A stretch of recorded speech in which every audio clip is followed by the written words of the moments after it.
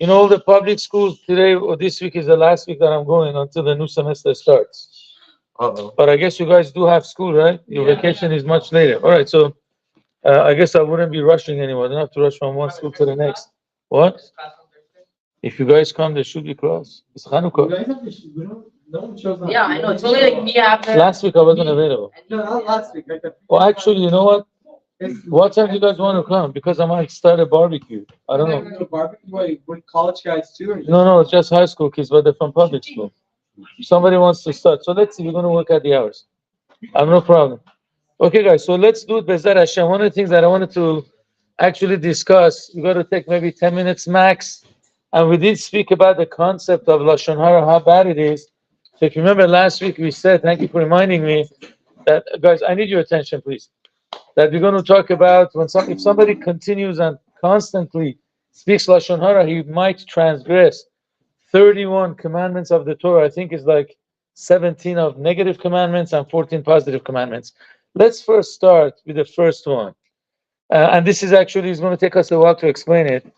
The most open place that we find in the Torah that you can walk around speaking Lashon hara, I'm not talking about listening.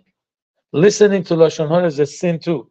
But there's other psukim that we learn it from, is on Parshat Kedoshim that the Torah says, Lo telech rachil ve'amecha.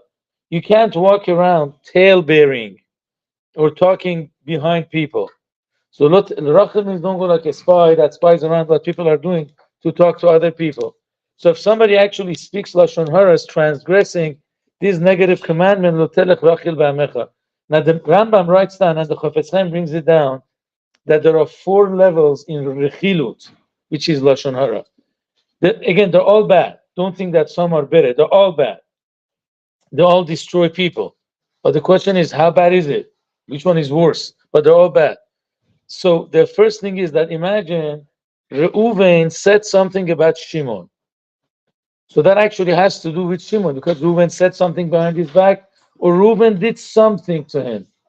So then I, Mr. Levi, for example, I'm going to go over to Shimon. You know, Reuven, Shimon, do you know what Reuven said behind your back? You know what he did to you? So this actually concerns the person. So that's called rechilut, tail bearing. And actually the Rambam says, even though it's the least of the 4, but it could actually cause death to people. Where did we find that from? It's a very interesting, I think it's a known story in the Tanakh that we find in the Torah. That David HaMelech was being pursued by Shaul, wanted to kill him, thinking that David is his enemy. So one day David decides to go to city of Nov. That's where the Beit HaMikdash was at that time. The Mishkan was there. He goes to city of Nov. He hadn't eaten for 3 days. He was almost dying, to such an extent that the Medrash tells us that he started losing his vision. That's called bulmus. If somebody from hunger is losing his vision, is about to die. You got to stuff food in his mouth. So David HaMelech didn't feel good, so he goes to the Kohen Gadol Achimelech, and he doesn't say the truth. He had to change the truth. He says, I'm on a secret mission from Shaul. Doesn't say he's running away from Shaul. I'm on a secret mission. It was a very serious thing. I had to rush, and I didn't have any time to take no food and no weapon with me, and I'm about to die. So they actually give him the lechem apanim, the bread that the Kohanim used to eat. They give some to him because to save his life, they're allowed to do. So that's how David stays alive. And then he says, I don't have any weapons with me. I forgot to take it. I was rushing. I didn't take it. Now, where do you find weapons in the Beis HaMikdash? There's no such thing. So the only thing that they had, there was a sword from Goliath that David HaMelech killed, right? He had a huge sword. So they kept it in the Beit HaMikdash as a sign of thanking that God actually saved the Jews from the hands of Goliath. And he gives it to David HaMelech. Now, at that time, Doeg, who was the head of the Sanhedrin, before David HaMelech came, he was much older, big Talmid Chacham. David HaMelech was much younger, but he was a bigger Talmid Chacham than Doeg. So he came out to be whatever, they had discussions in Halacha. Halacha was always like David HaMelech. Could you believe that? A king being busy, but he still knew Halacha better than anybody else. Maybe only his teacher knew a little bit more than him. That his name was Yair or something like that. So at any rate, and so Doeg was there, and he hated David. He was jealous of David. He goes right away, gives a report to Shaul, and he says, Shaul, do you know that Achimelech helped your enemy, King David? David HaMelech gave him food and sword. So then Shaul right away calls Achimelech, the Kohen Gadol, and he says, "Is that true?" He says, "Of course. It's an honor for me. He's your son-in-law." He says, "He's my enemy." He says, "I didn't know he's your enemy. I thought he's your son. How am I supposed to know he's your enemy?" And it was an honor for me to help him.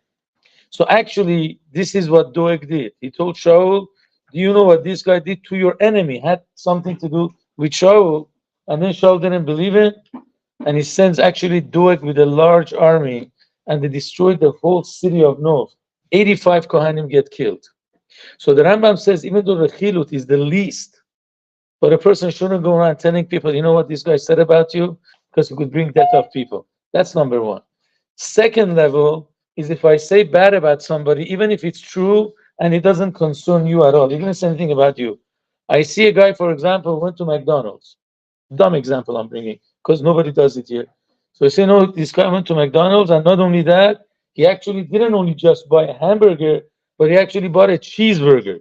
He did double sin. He put the cheese on a hot hamburger, saying, basar v'challah. Now, even if it's true, but why am I telling you? You're not his teacher. You're not going to stop him. So my only intention is to make you look bad. So this is called Lashon hara, even if it's absolutely true. Many times you guys in yeshiva, so you know the law. But if you talk to older people that never went to yeshiva, they said, "This is not Lashon hara, I'm saying the truth."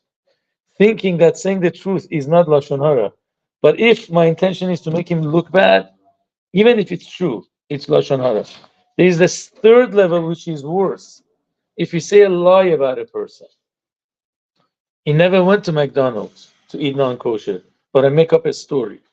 Even if I say 98% the truth, but I'm mixing 2% lies. People want to make it very exciting, the Lashon hara, so they add a couple of spices to it. Wow, he did that? Oh my gosh. So the Chafetz Chaim says, even if it's 98% true, please guys, let's pay attention. Even if it's 98% true, but you put 1 or 2% lies, that's motzi shemra. I think they call it slander. You're saying a lie? Motzi shemra is so bad that imagine I'm going to pick on you because sitting in front of me. If I said Lashon hara about you and it's absolutely true, I didn't put an ounce of a lie in there, but I really feel bad. So I come to you, Erev Yom Kippur. What's your first name, by the way? No. I said, Nahora, please forgive me. I said this Lashon hara about you, but forgive me. But I said absolutely truth. So then you have an obligation to forgive me, even though I was such a bad person. But what happens if I put a lie? So then I ask you, Nahora, please forgive me. You don't have to forgive me. If you want to be a chassid, pious person, then you forgive me. If you want God to forgive you, you forgive me. But again, according to the law, you have no obligation to forgive me if I said a lie about you. Why? Because people heard the lie, and the lie is still going around. But I don't know that I came to you in private and asked you for forgiveness. So that's the third level. If you say a lie about somebody, it's called motzi shemra. These are for the speaker. The worst is, they call it Balei Lashon hara, which that means, sometimes not here, only it happens in China. Nothing happens in California, not in the United States. Some old people that have nothing to do, right? They retire. Not Talmidei Chachamim, unfortunately. So they go to the park, they play backgammon the whole time. And while they're playing backgammon, what happened in your neighborhood? What did this guy do? That means usually Lashon hara is somebody's name comes, you see something, you say something bad about him. But it's not your business to sit and make a routine out of this, that every day at a certain hour we're going to speak Lashon hara. So the guy gets punished, but he has olam haba.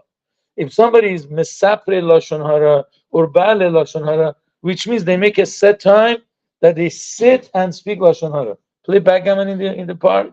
No, what did your neighbor do? What happened in your building? No, what did your, whatever, I don't know, mother-in-law do? Whatever it is, whatever they said Lashon hara about.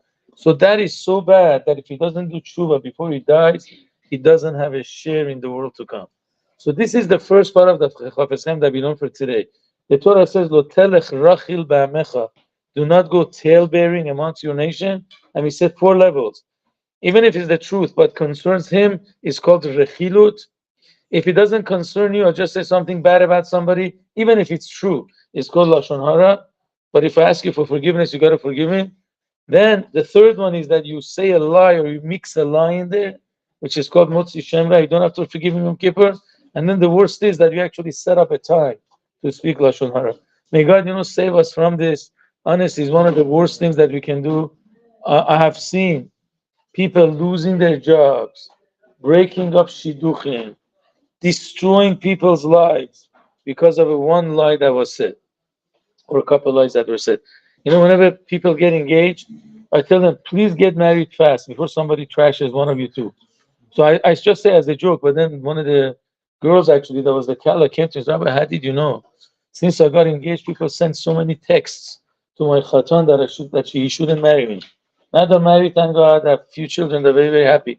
But honestly, it's awesome. It's awful, not awesome.